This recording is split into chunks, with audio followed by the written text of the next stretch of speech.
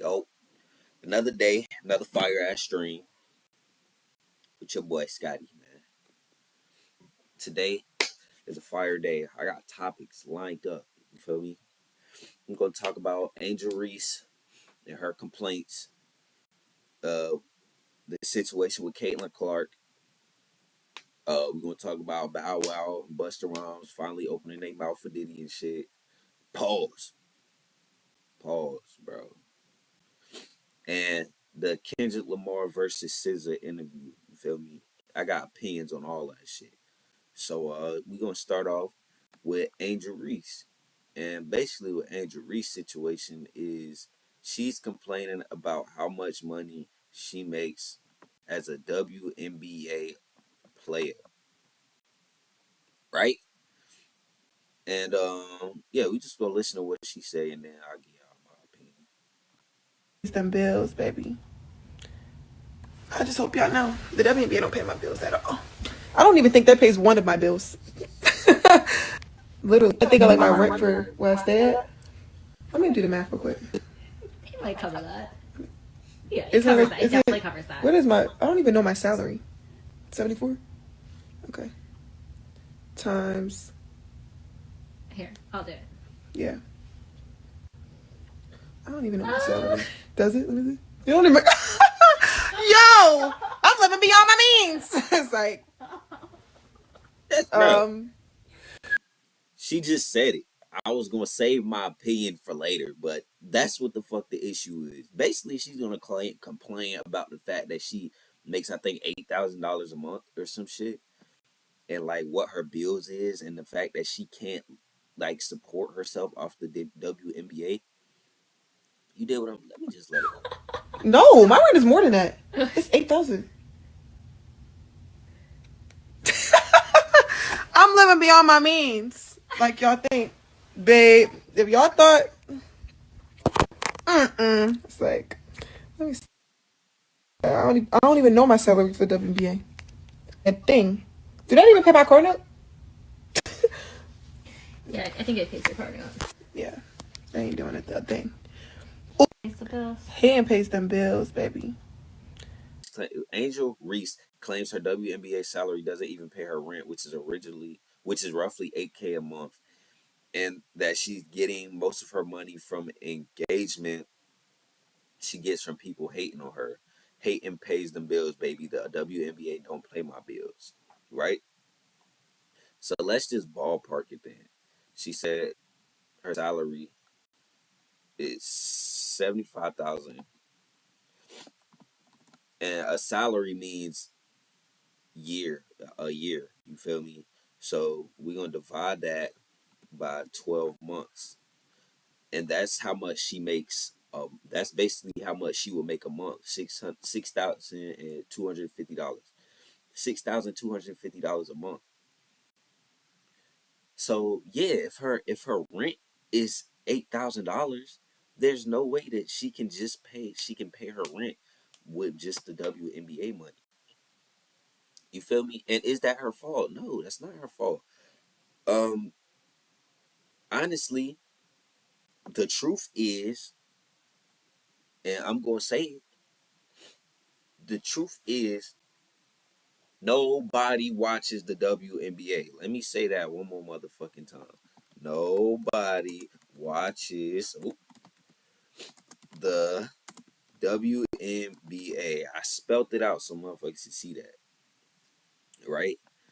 Everybody watches the NBA. Why? Because men are just more athletic. You know what I'm saying? There's more extravagant shit that you're gonna see watching men play basketball than women. Women don't jump as high, they don't jump as far, they don't dunk as hard. You know what I'm saying? They don't do the type of shit that motherfuckers is trying to see. So the real issue that's going on with her is between her and the white lady, Caitlin Clark.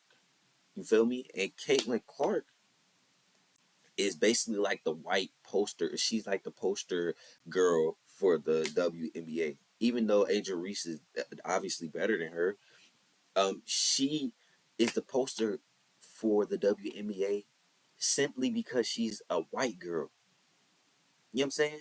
It's because she's white. and her community backs her. The Angel Reese's community doesn't back her. When you go to a Detroit Piston game in Detroit, most of the motherfuckers that's paying for tickets and buying the jerseys and all that type of shit is white people. If you go to a Charlotte game, most of the motherfuckers that's in the stands that's paying for the games, buying the tickets, buying the merch is white people. You know what I'm saying? White people are the biggest consumer of sports when it comes to like actually paying for tickets, buying jerseys, and all that type of shit. So the people who are watching are looking for somebody that they can relate to and say, "Oh, she's like us. She can do, she can do it," like type shit. And that's why Caitlin Clark is where she gets to be. You feel me? The truth of the matter is, Caitlin Clark plays for the Fever, I guess, and it was literally shown that the reason people were watching the WNBA was because of Caitlin Clark. And Caitlin Clark puts butts to seats, regardless of how anybody feels about how good she plays or whatever case may be. People pay the bus to watch the WNBA. We're coming because of Caitlin Clark, and they noticed how the viewership completely plummeted when Caitlin Clark stopped playing. You feel me? The Caitlin Clark effect is still impacting the WNBA despite the All-Star rookie and Fever being eliminated by the Sun in the first round sweep in the playoffs. After Game 2 of the Fever Sun opening round series delivered the most watched WNBA game ever on cable, 2.5 million views September 25th.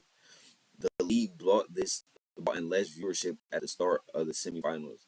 Game 1, Liberty versus Aces semifinals, 2023 WNBA Finals rematch brought in 929,000 viewers on September 29th. Right? So basically, what they saying, the Fever versus the Sun situation, there were 2.5 million viewers watching. You feel me? Once the Fever was eliminated by the Suns, and it was known that they weren't going to be playing anymore, which means she's not going to be playing anymore. That shit went down threefold. Like, you know what I'm saying? And I'm telling you though, how they get paid is by the people buying the merch, by people buying the tickets, by viewership, all that kind of shit goes into how much money each individual player makes. You feel what I'm saying? So the fact that the WNBA gets paid what they get paid is because of the fact that motherfuckers don't watch that shit, bro. Like, you know what I'm saying? You're not gonna get paid a lot of money if the business that you're in isn't generating a lot of revenue. You feel me? That's just what it is. And the reason why the WNBA is still afloat is because they're getting help from the NBA. It's like NBA players are taking money out of what they got going on to put into the WNBA so it doesn't seem like a sexist thing. But the reality of the situation is don't nobody want to watch the WNBA. That's why you're not getting no money, right? She wants her own personal shine. I'm not mad at her because she's nice. She's not ass. Not like she's ass. She's fucking nice, bro. But the truth is, the motherfuckers that's watching is not watching for you. They're watching for Caitlin Clark. Like Caitlin Clark,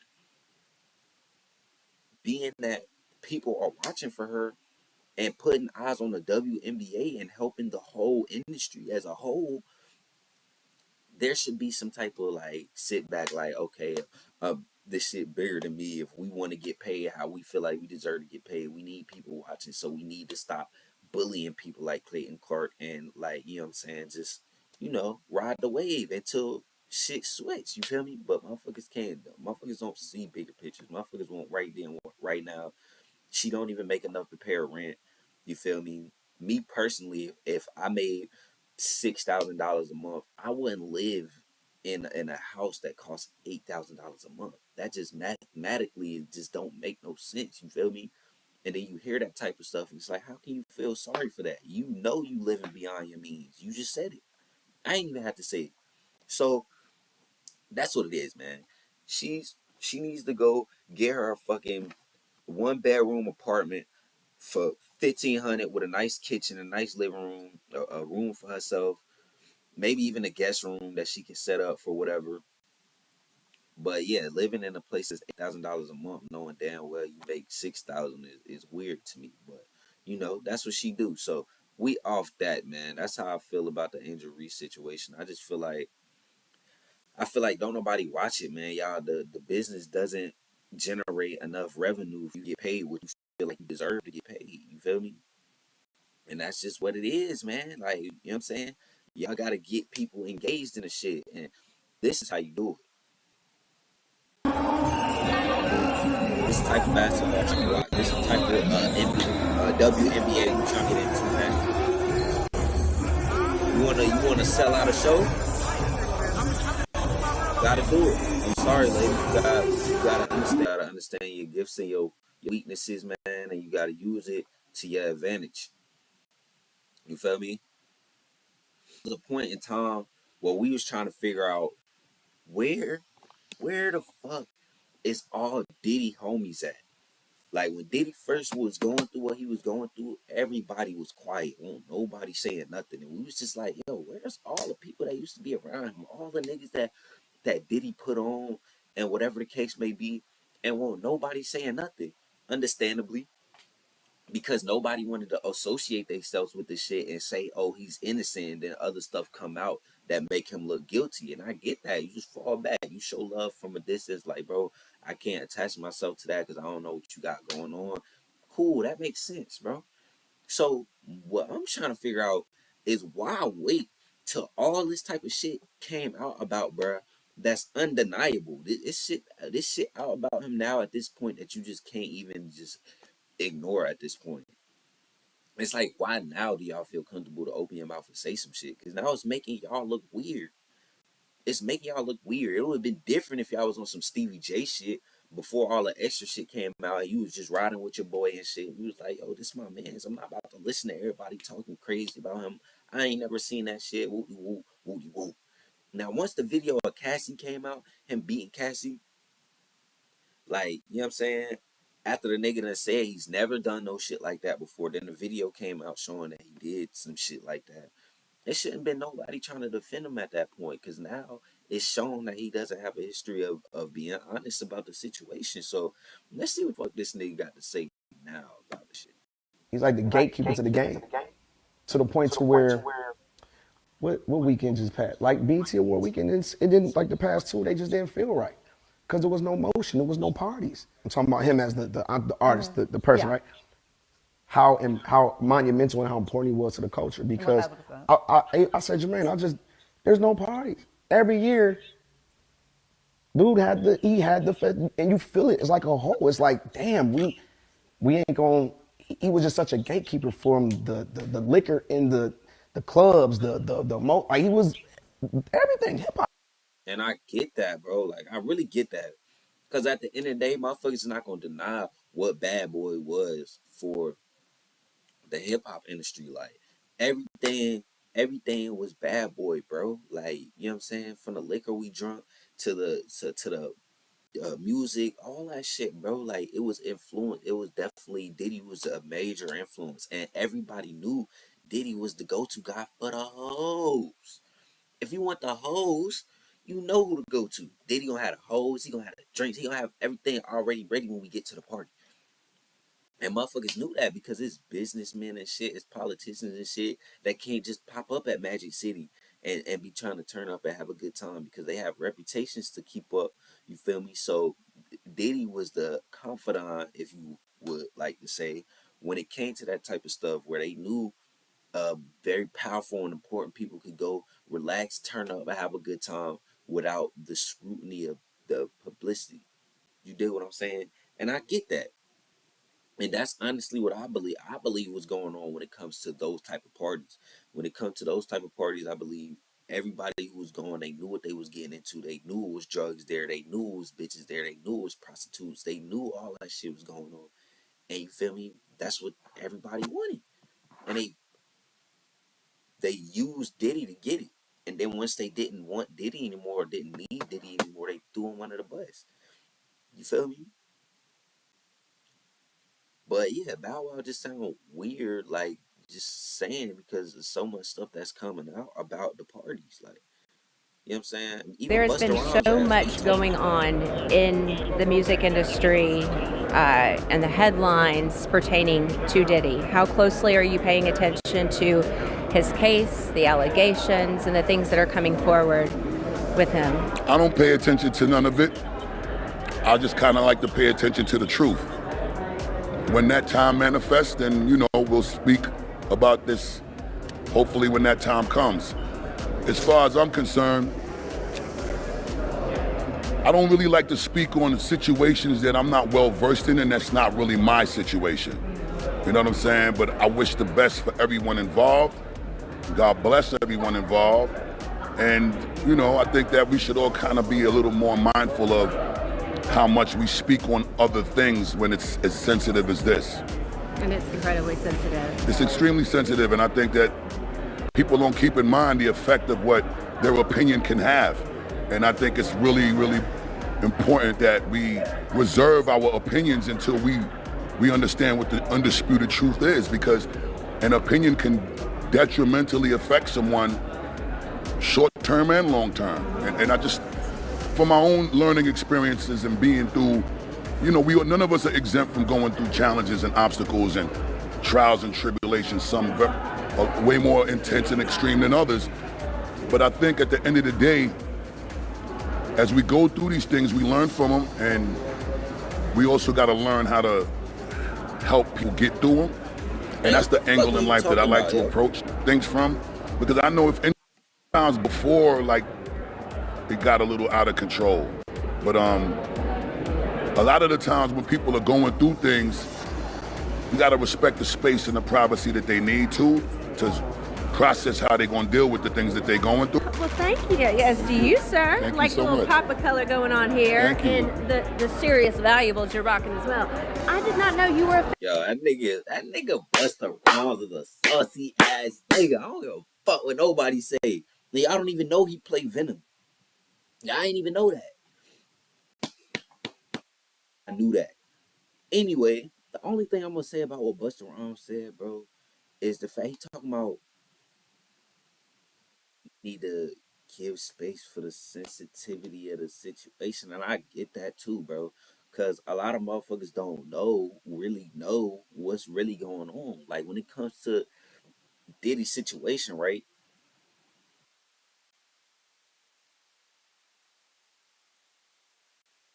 Okay, bet. Here it go. Uh, racketeering. He's charged with racketeering, conspiracy, sex trafficking, and transportation to engage in prostitution. These are the three charges that Diddy has against him, right?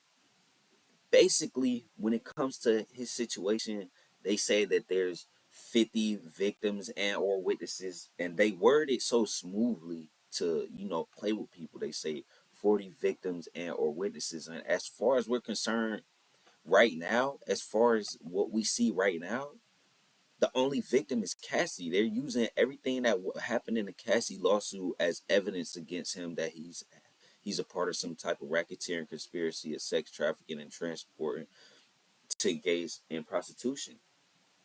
They're saying uh the sex trafficking, he was having freak out parties that everybody's talking about. He was bringing people, he was flying people in from different countries, and it was against their will. We know that it was against their will because we have proof that when somebody was trying to leave, he dragged them back in and beat them, so people were scared of him. And they're using the video of Cassie getting dragged and beaten in the hotel.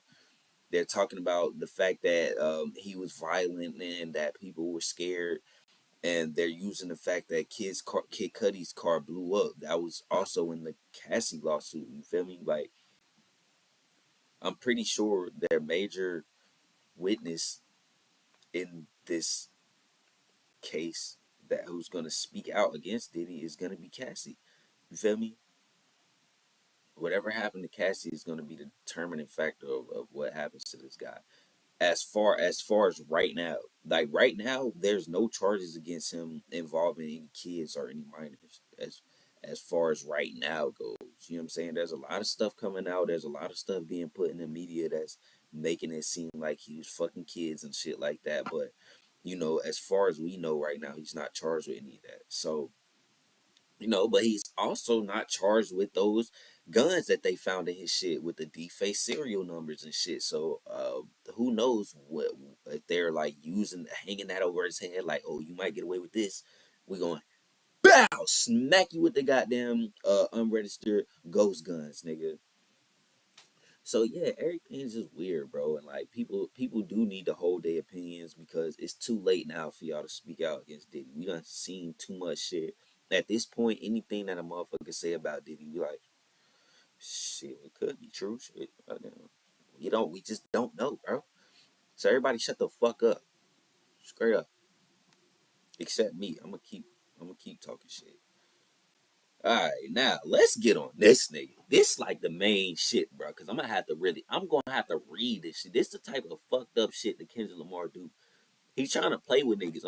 I'm pretty sure most niggas haven't even seen this because of the fact that niggas don't want to read. You have to read this interview. They don't even have a video of it, as far as I'm concerned, that anybody can even get access to.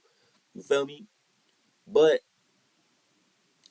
Mr. For the Culture has finally opened his mouth since the tragic dethroning of my boy Albie Drake graham crackers, man.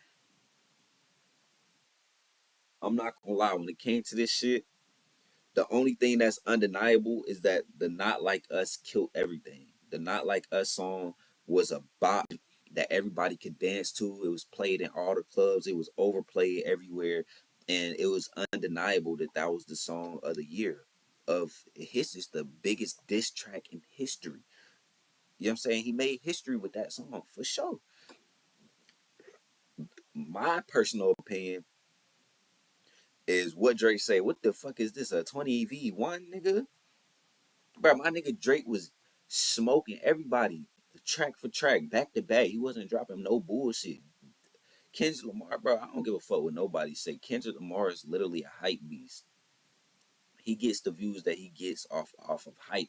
Like he pops up, and because he's so mysterious and nobody really sees him, once he pops up, motherfuckers tune into him. We hear his shit, but nobody's putting Kendrick Lamar in a rotation, bro. Honestly. Only motherfuckers who do just listen to Kendrick Lamar are antisocial people who sit in the corner somewhere and nobody talks to them. And they just sit there listening to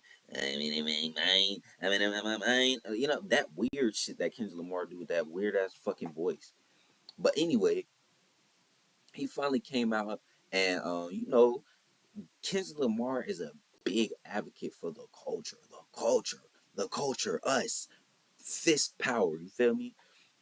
And to me personally, he's using that to play on the minds of, you know, people like us. You feel me? From my experience growing up, I was born in 1998, man. So really, I'm the end of the 1900s. The end of the 1900s, really, I'm a 2000 baby, for real. And growing up, when it comes to the GOATs, Drake, since forever, though, as long as I can fucking remember, Drake has been the top guy, consistently dropping hit after hit after hit, keeping his foot on niggas' necks. You know what I'm saying? And Kendrick Lamar is the type of motherfucker, he make an album and disappear for fucking 5 years. You feel me?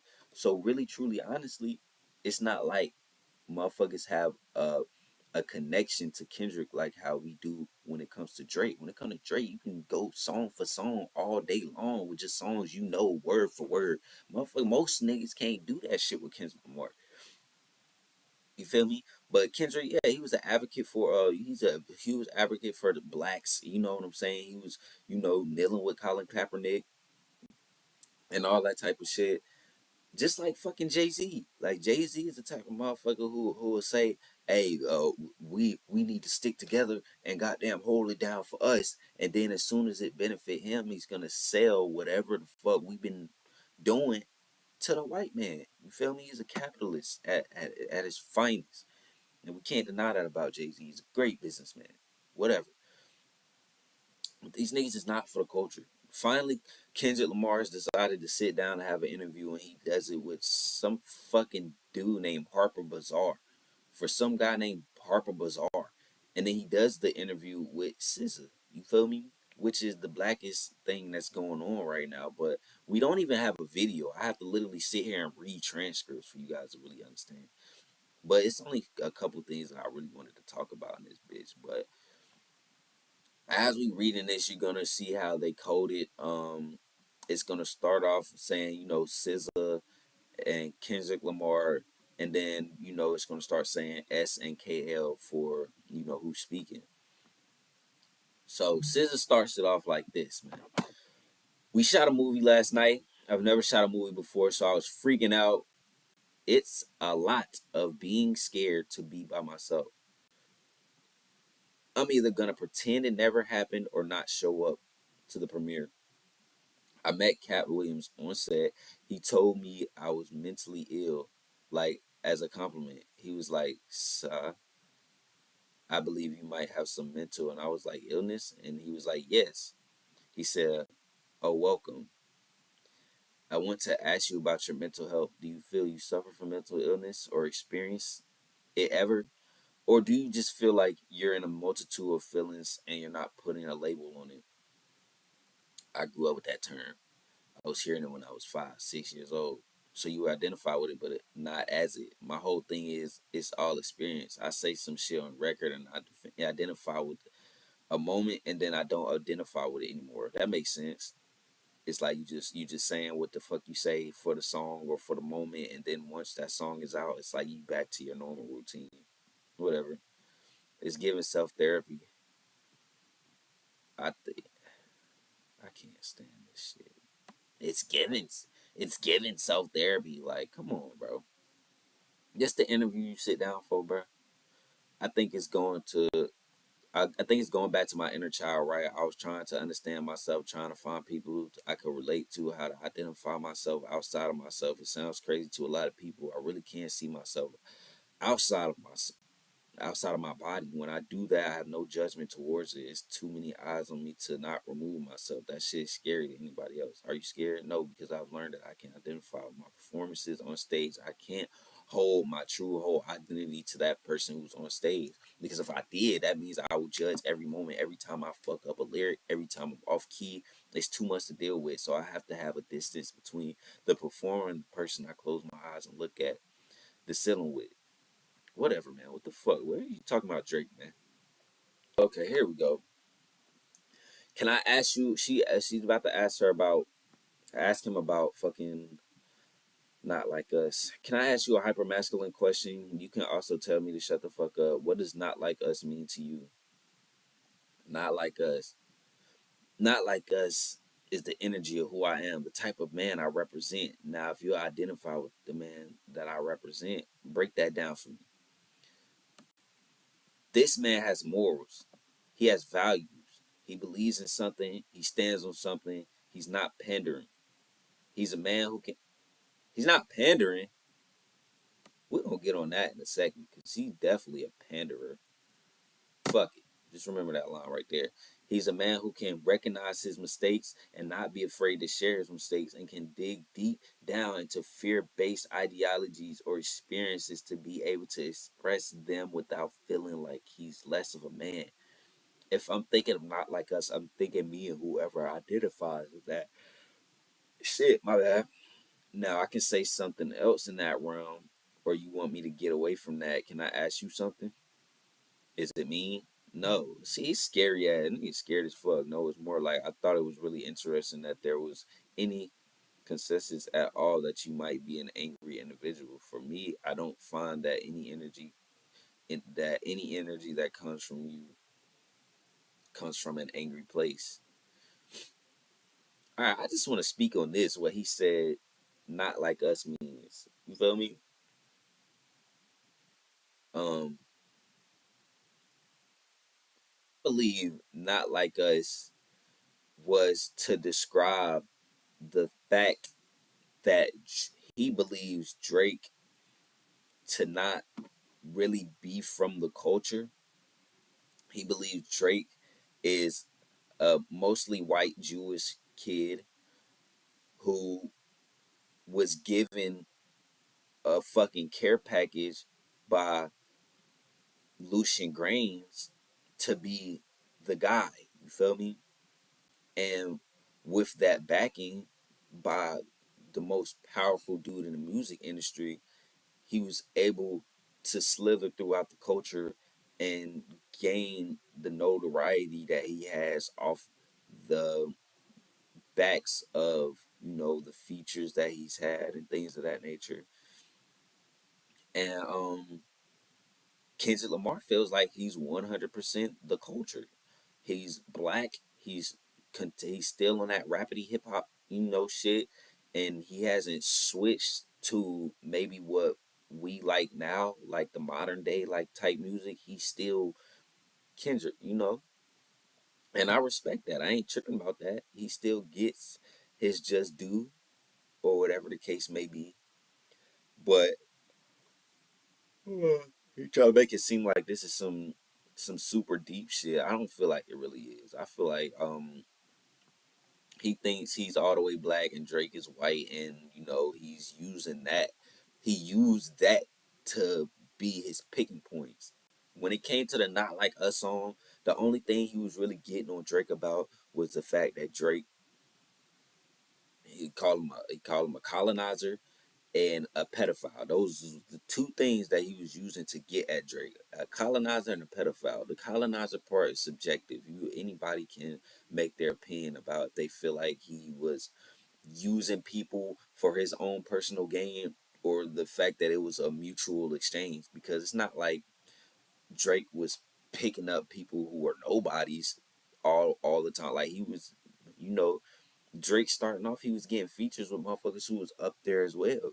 And then later on in life, you get like a Block Boy JB, where he's just like an up and coming guy. He's not really got a super name for himself, and he might reach out to him and hop on the song, show support or whatever the case may be, which all these other rappers don't do. Like a motherfucker like me who's coming up, who's hot in my city, got a better chance of getting a feature from a Drake than a Kendrick Lamar for sure. You know what I'm saying? Even though I'm black, you feel me? Because Kendrick Lamar he's not the type of motherfucker that's giving out favors and things of that nature. The Kendrick Lamar, y'all heard the Watch the Party Die shit? Watch the Party Die lyrics.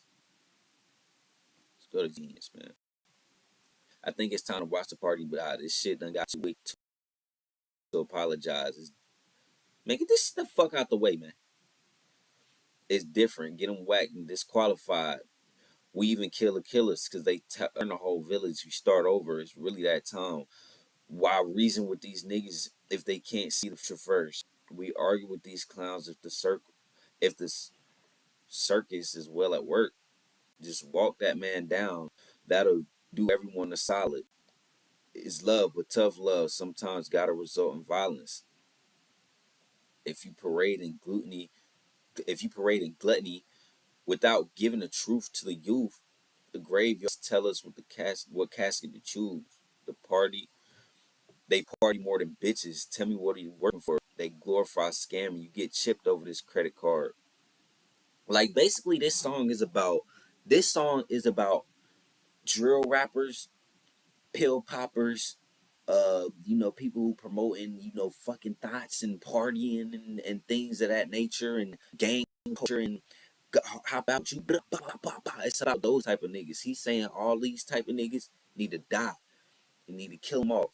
That's what he's saying in this song. You feel me? He doesn't sort of thinks his fuckery, and he feels like he's the voice of the culture who needs to shift it. You feel me? Back to what he feels like hip hop should be. You did what I'm saying? And then he goes and does the pop out. And he hops on stage with a bunch of gangbangers, dancing and vibing with him.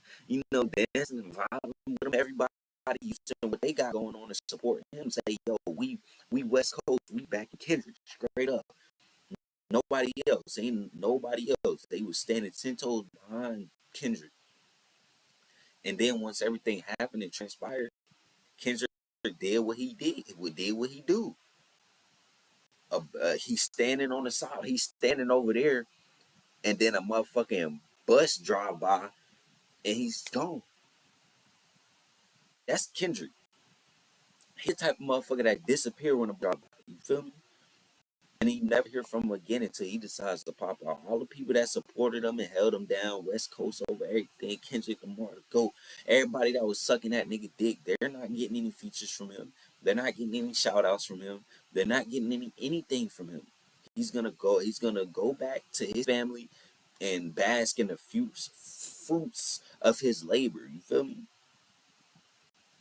And honestly, that's just how I feel about Kendrick, man. I feel like Drake really go. I feel like he stood 10 toes.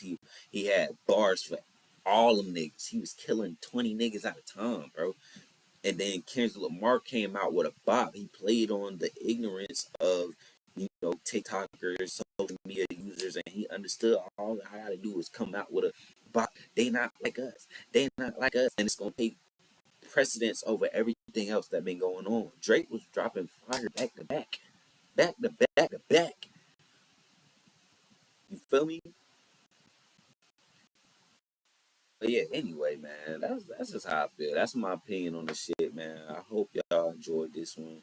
You feel me? I'm gonna be back for another one, some more topics soon, bro. We out this bitch.